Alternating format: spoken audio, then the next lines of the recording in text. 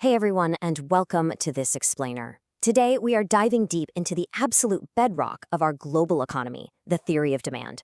We're going to unpack the precise mechanics that drive market forces and your own everyday consumer behavior. So let's just jump right in. The core question here is, why can't we purchase all that we desire? It's a simple question, but it's literally the foundation of all economics. The reality is, we live in a world with infinite wants, but extremely limited resources. That core problem of scarcity means we are constantly forced to make choices. Every single day, you are weighing costs, benefits, and your own budget constraints. Well, today we're going to map out exactly how you make those choices. Here is our roadmap. We'll start by demystifying want versus demand, then we'll visualize the law of demand. From there, we'll scale up from individual to market, figure out what actually shifts the demand curve, and finally wrap up by measuring elasticity of demand. Section 1. Demystifying want versus demand, understanding the difference.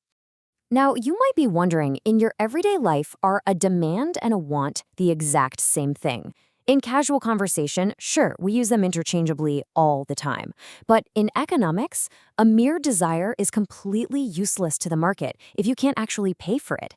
True demand is defined as the desire of a consumer for a commodity that is fully backed by purchasing power. You have to be both willing and able to buy it. So the absolutely crucial formula here is desire plus purchasing power equals demand. Think about it like this. Someone might desperately want a luxury car, but if they don't have the ability to pay for it, that desire has absolutely zero significance in the actual economic market. It remains just a want. But the second that desire is backed by the cash to buy it, boom, it transforms into real market demand. Section 2. Visualizing the law of demand, how choices become charts.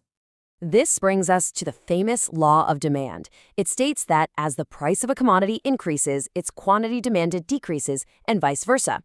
But notice that Latin phrase tacked on the end, ceteris paribus. That just means all other things being equal. And this is vital. The law only works if we assume your income, your tastes, and the prices of other goods haven't changed at all. If only the price changes, your demand moves in the exact opposite direction. Let's ground this with some numbers. Imagine a weekly schedule for a household buying oranges. At $5 a kilo, they might only buy 5 kilos. But as that price drops to 4, then 3, then 2, all the way down to $1 single dollar, the quantity they demand steadily climbs right up to 13 kilos. It is a perfect, logical, inverse relationship.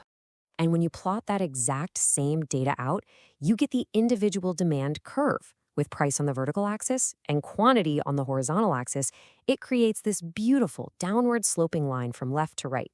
You can clearly visualize how a lower price perfectly maps out to a higher quantity demanded. Section 3. From individual to market, scaling up the data. Now, the global economy isn't just one person buying oranges, so how do we take one individual's habits and project them across an entire market? The answer is actually incredibly simple. Market demand is derived by horizontally adding up the quantity demanded by all buyers at each price point. If consumer 1 wants 3 units at $5, consumer 2 wants 5, and consumer 3 wants 1, you literally just add them up. 3 plus 5 plus 1, your total market demand at that specific price is 9. Visually, it works the exact same way.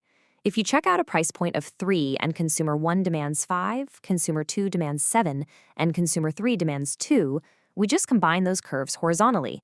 That generates a much larger final market demand curve, totaling 14 units. The market is really just the aggregate of all our individual daily choices.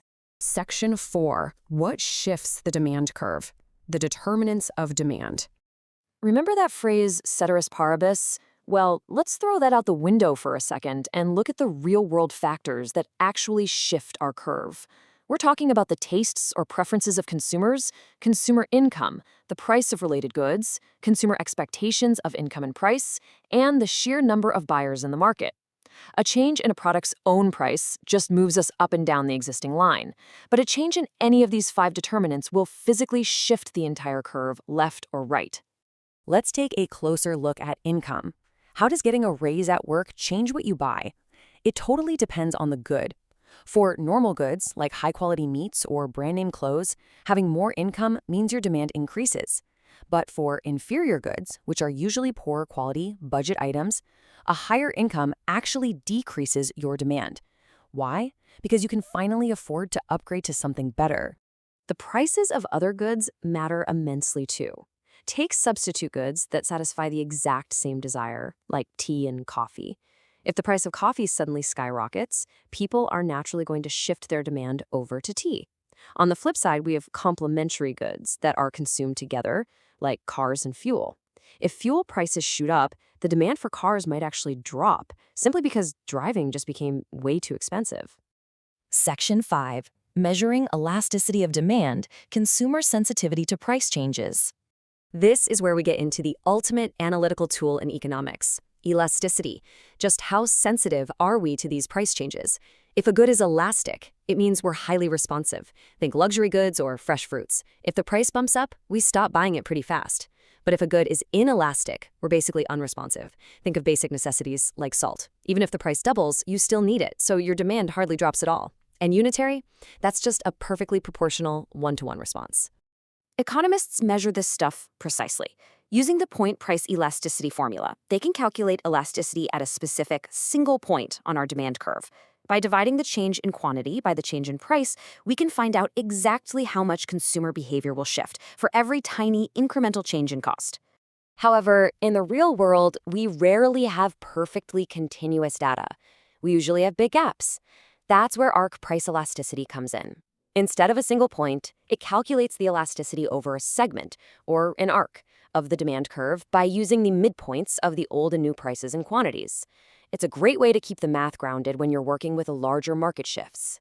So, what makes one good highly elastic and another totally inelastic? It boils down to a few things. The availability of substitutes is huge. If there are tons of alternatives, a good is highly elastic because you can just switch brands. Time is another factor. Over the long run, consumers adapt, making almost everything more elastic. And of course, the proportion of your income it eats up.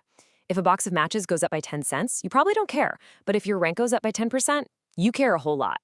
And hey, elasticity isn't just about a product's own price. Economists also use income elasticity to see how our shopping carts change when our wages go up or down. And they use cross-price elasticity to predict how a price drop for a substitute will drain demand from its competitors. These mathematical tools are exactly how we predict complex, rippling changes across the entire global economy.